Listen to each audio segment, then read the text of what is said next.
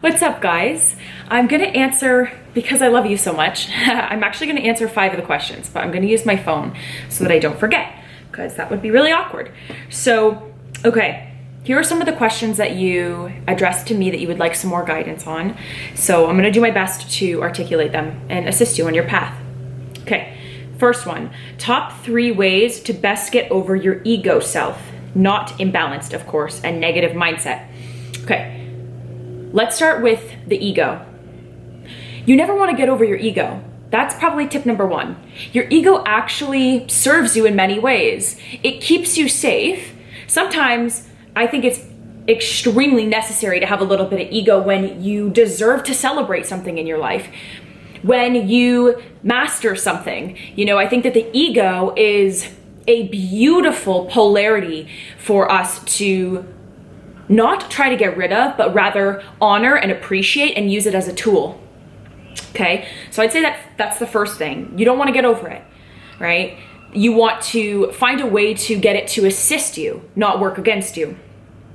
I would also say, in terms of like how to combine how the ego maybe makes you think negatively, is to recognize the root of when you created that story.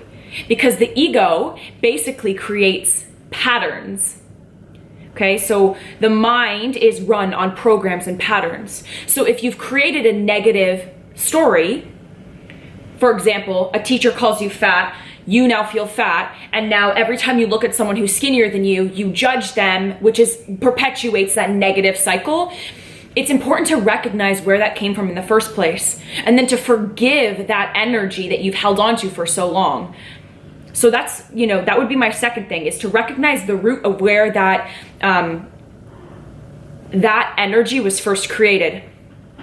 The third thing I would say is to understand that in the process of alchemizing negative mindsets, it always takes a very long time. Why? Because you are consistently going to be given tests and initiations to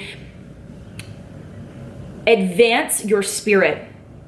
It gives you an opportunity for you to choose your evolution when you're confronted with the skinny girl in the market that you look at and you resent, right? Instead of being like, wow, I recognize that that's not a reflection of her, it's a reflection of me, and I'm beautiful just the way I am. What you do is you alchemize that negative story in that now moment. It's a test, it's a continual opportunity to evolve. So know that, 1, you don't want it to go away. You want to use it as a tool. 2, you want to get to the root of the why and where that story came from. And 3, what was the third thing I said? Babe, what was the third thing I said? Were you listening?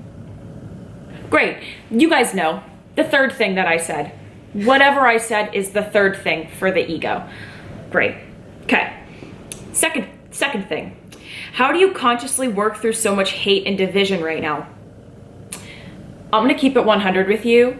I meditate all the time, and I am an Andromedan starseed. What that means is that I come from a galaxy called Andromeda. I found this out through a ton of meditating, and so I actually go home to my family roots a lot. I do. I've never really fit in. So the way that I personally navigate all of the hate and the division is going to be different for everybody. For me, I go home. I go home past my family. I go home past the 3D matrix, so the earth, and I leave my physical body every time I'm in meditation. I also go and visit the Galactic Federation of Light. They're basically like the government of the light beings. So they tell me what's up. And then I just recognize that everything that's happening on the earth plane is only really a reflection of the consciousness that we're alchemizing. The division is necessary, just like we need the ego and the soul to choose, right? Everything is about choice. And I choose to see the choice in the division to bring in more light. Right? So when people are living in division, it's because they don't understand the unification. They don't understand the soul. They don't understand that we're all of the same. So me standing in my truth, me going home to my Andromedan family and then blasting me with light codes and saying, keep going, sister, we see you, brings me back into the earth and gives me the ability to be able to shine this light of awareness on everyone, anyone who's ready to receive it. Now, if you're not at the level of consciousness where you understand what a starseed is or where I come from, that's okay. Stay with me and pick what you can from what I'm giving to you. But your soul knows. You're probably like, I'm curious, but I don't understand. That's because your soul is intrigued. Okay, so stay with me. How to separate the mind and the intuition? How do you know which one is talking? This is an amazing question, and this is going to save your life. The mind talks in paragraphs, okay? The intuition talks in phrases or sentences or words. The mind always has so much shit to say. But the intuition is like the trust yourself. Underneath the, but I can't because then I don't know if I'm gonna have the money, and then how am I gonna leave that person, and then but how am I gonna make things work? The voice underneath that gives you 1, 2, 3 words, a few sentences here and there, that's the intuition. That's the inner knowing. It's like when you date someone for a long time and you know that they're not right for you, and there's a voice underneath all of that, that when you and the partner finally do break up, because that's the cycle of the inevitable, you're like, I should have just listened to that voice underneath the entire time because I knew. I should have listened to that red flag. So the mind, talk, talk, talk, talk, talk, talk, talk. The intuition, few words, but the most important. As this moment calls for awakening, some tips on how to be open to receiving them. Ask to be open to receiving them. A lot of us don't know this, but if you're not receiving signs and synchronicities consistently, few reasons. 1, your vibration is low. You operate in a frequency that is not open enough to receiving the way the universe communicates. Signs, synchronicities, symbols, that is the way, that is the way the universe communicates, okay? Second thing, you're not opening yourself to receiving them.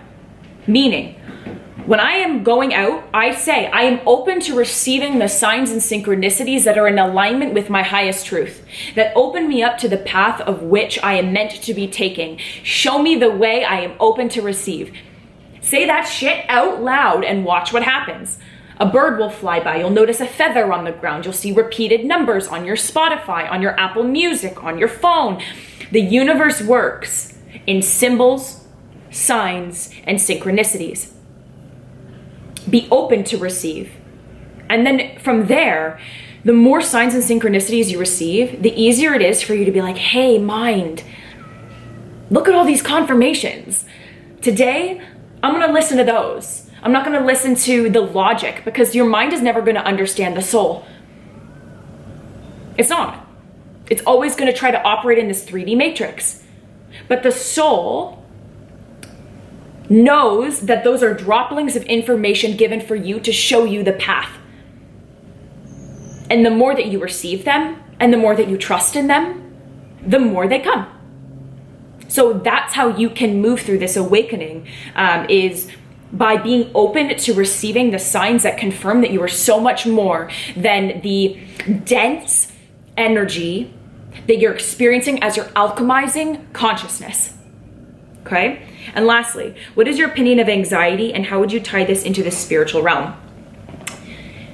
Anxiety is always future focused. I'm anxious about an outcome that doesn't happen yet, that hasn't happened yet. And our mind works like a radio, so not even realizing that what we're doing is we're perpetuating that which we don't want. We're calling that signal to us. I'm afraid I don't have the money, right? What if I don't have the money? What if I never find that life partner? What if blah, blah, blah? Which then gives our body a response, which then puts out that frequency to the universe that gives us that which we don't want. It's the same reason people end up in severe states of depression, because they fixate so deeply on the past that it lodges into their physical body to the point that they can't get out of the trap, right? So depression is when you are harping on the past, and anxiety is when you are stressing about the future. In the now, in the present moment, as I'm communicating these words to you, I'm feeling my body on this chair, I'm feeling how my clothes are fitting on my body, I'm 150% present. I'm not worried about what I'm gonna go eat. I'm not worried about my next step. Okay? So there is only the now.